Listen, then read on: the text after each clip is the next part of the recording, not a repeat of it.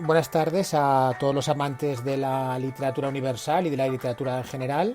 Un saludo especial a los alumnos, al alumnado de primero de bachillerato de la asignatura homónima de literatura universal.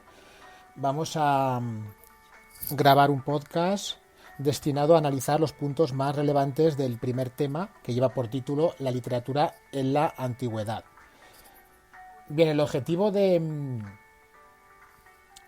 este pequeño material de carácter auditivo, en este caso, es profundizar en aquellos aspectos relacionados con dicho tema que no han sido suficientemente abordados en las sesiones presenciales.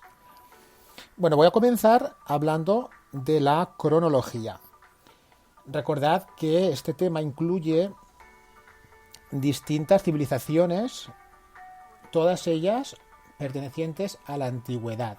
No a la antigüedad clásica, sino a la más remota antigüedad, aplicado el concepto de antigüedad a civilizaciones de muy diversas características. Fijaos que digo civilizaciones y no culturas. En este sentido, hay que tener en cuenta la dificultad que conlleva analizar, datar y, sobre todo, interpretar un corpus de texto tan antiguo que al mismo tiempo supone remontarnos a épocas lejanísimas, no ya diversas en cuanto a la forma de pensar o a la civilización a la que remiten, sino sobre todo porque el hecho de estar tan alejadas en el tiempo supone un inconveniente enormemente complejo cuando queremos estudiarlas. Vamos a comenzar por la obra literaria más antigua de la que se tiene noticia, no tanto porque sea la que remite a una época más alejada en el tiempo, sino sobre todo porque es la primera que nos ha llegado y sobre todo de la que tenemos constancia. Es una obra que no conocíamos hasta hace 150 años. Estamos hablando del poema del Gilgamesh, que data de aproximadamente el año 1750 a.C. Algunos también lo fijan varias centurias atrás en el tiempo, en torno al año 2100 a.C.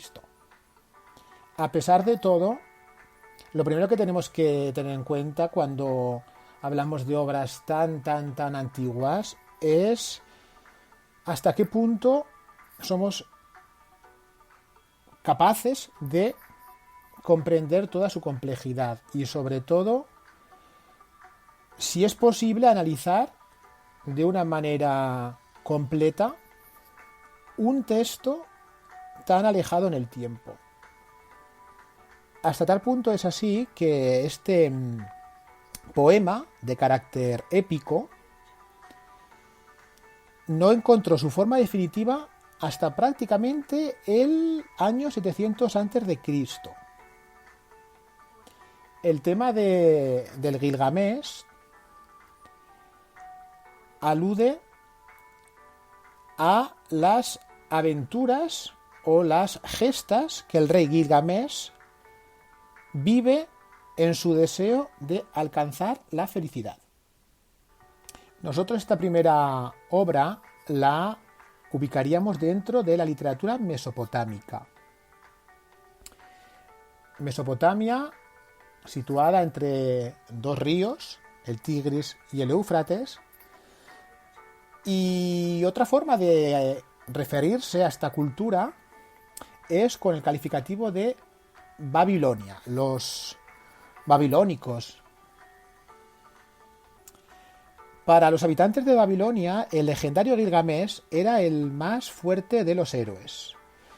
El más grande jamás existido desde la antigüedad, desde que se tuviese constancia de la propia llegada al mundo de la raza humana. El poema narra diversas cuestiones de carácter existencial que buscan reflexionar sobre la condición mortal del ser humano en el mundo. La diferencia entre la cultura humana y la cultura animal o divina. Y por último, la ética del poder político y de la fuerza militar. Son precisamente estos temas los que convierten el poema del Gilgamesh en una obra de arte, ya no solo en el testimonio literario más antiguo, sino en un libro digno de recuerdo para las generaciones futuras. La historia narrada inicia en la antigua ciudad babilonense de Uruk, como comentamos en clase, en la cual reina un soberano, un monarca llamado Gilgamesh, y describe paisajes y pasajes imaginarios más allá del mundo conocido. El hecho que provoca el desarrollo y la evolución de la trama es una acción, un evento centrado en el conocimiento que entabla Gilgamesh con un amigo suyo salvaje llamado Enkidu. Juntos parten a la aventura, de allí el componente épico presente desde el momento mismo del comienzo, del inicio de la obra, en tanto en cuanto en la finalidad última de estas aventuras que desean vivir y de allí que salgan en busca de las mismas es la búsqueda de la fama y de la gloria. Y acordaos un poco de los cantares de Gesta, es precisamente el mismo objetivo que persigue el cantar de Miocid y otras muchas epopeyas de carácter heroico siempre, ambientadas en la Edad Media, la chanson de Roland, etc. Hablaremos también de obras épicas posteriores como el Cantar de los Nibelungos, el Bobuf, en temas posteriores, que también tienen como denominador común este deseo de alcanzar gloria.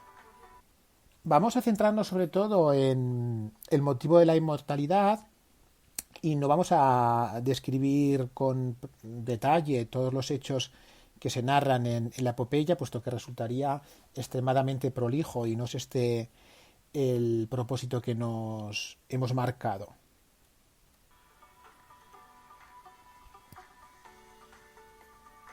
Gilgamesh viaja a los confines de la Tierra, más allá de las fronteras conocidas, en busca del único hombre que ha conseguido vencer la condena a la que los mortales estamos sometidos desde el momento mismo en que venimos a este mundo. Hablamos de nuestra condición mortal. Además, la presencia de elementos sobrenaturales o maravillosos que también aparecen en diferentes cantares de gesta medievales, como el propio cantar de Miocid. Pensemos, por ejemplo, en la afrenta de Corpes, o en relatos posteriores que parodian el carácter épico de las narraciones novelescas, como por ejemplo el propio Quijote con el episodio de la cueva de Montesinos, toda esa fantasía, esos personajes como el mago Merlín de carácter maravilloso, ya estaban en parte anunciados en el propio poema del Gilgamesh, en el segundo milenio antes de Cristo. Y es que en esta obra aparecen numerosos pasajes de carácter prácticamente sobrenatural. Una caverna encima de una montaña custodiada y vigilada por seres monstruosos, medio hombres y medio escorpiones, un jardín mágico donde diferentes árboles y frutales están materializados en piedras preciosas, un bosque donde un pequeño bajel, un barco, atraviesa las aguas de la muerte guiado por un equipaje constituido en piedra, en fin, una especie del río del Leteo, ¿no? Al modo de la Divina Comedia de Dante, con Caronte que vigila, ¿no? Aquí no hay Caronte porque estamos hablando de la mitología clásica, cuando nos referimos a a Dante y esto pertenece a la civilización oriental del Oriente Próximo. En definitiva, el autor del Gilgamesh, cuya identidad desconocemos, obviamente, utiliza este tipo de episodios de carácter imaginario con el fin de que el héroe se vea inmerso en situaciones problemáticas que resaltan sus cualidades sobrenaturales. Finalmente, la lección que nos quiere transmitir el autor del Gilgamesh es que aunque es necesario aceptar la condición mortal del hombre, ya que el individuo está destinado a morir, la raza humana es eterna e imperecedera. Y es a través de la sabiduría madurada en los viajes exóticos del propio Gilgamesh que llegamos a comprender precisamente este mensaje. Hasta el punto de tener que aceptar el propio Gilgamesh esta simple verdad.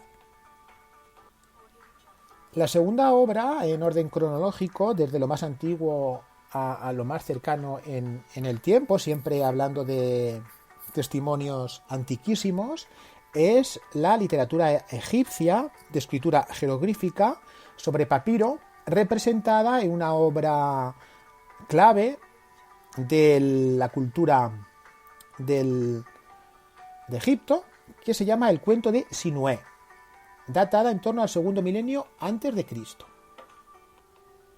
Como deduciréis, el soporte a través del cual se escribió esta obra no son, mejor dicho, las tablillas de arcilla propias de la escritura cuneiforme con la que se compuso el Gilgamesh u otros ejemplos de literatura mesopotámica, sino que se utilizó la escritura jeroglífica en papiro. La obra cuenta en primera persona las peripecias de Sinué, hombre de confianza del faraón Amenemhat I. Tras el asesinato del monarca, el protagonista se ve obligado a abandonar Egipto hasta que, ya anciano, consigue regresar a su tierra para ser enterrado en ella y poner alcance así al reino de Osiris. Como sabéis, dios egipto de los difuntos.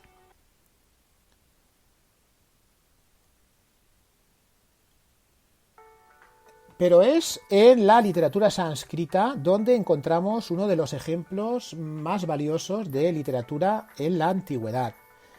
Estamos hablando de la epopeya hindú Mahabharata.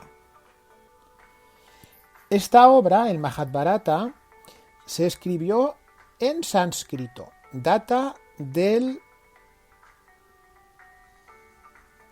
siglo IV después de Cristo, si bien existe toda una tradición anterior que documenta ya la aparición de diferentes fragmentos de Mahabharata compuestos incluso con una antigüedad mucho más remota en el tiempo. El libro de la literatura, una obra de carácter divulgativo difundida en Italia, publicada por Penguin Random House, habla del tercer milenio antes de Cristo. Es decir, que en el tercer milenio antes de Cristo, es decir, en torno a una época muy cercana o casi paralela, coetánea con el propio poema de Gilgamesh, ya se escribiría una primera versión de Mahabharata, en el cual aparece el principal protagonista. En definitiva, cuarto milenio, o tercer milenio, mejor dicho, antes de Cristo, primeras manifestaciones, primeras anotaciones o primeros documentos que testifican la existencia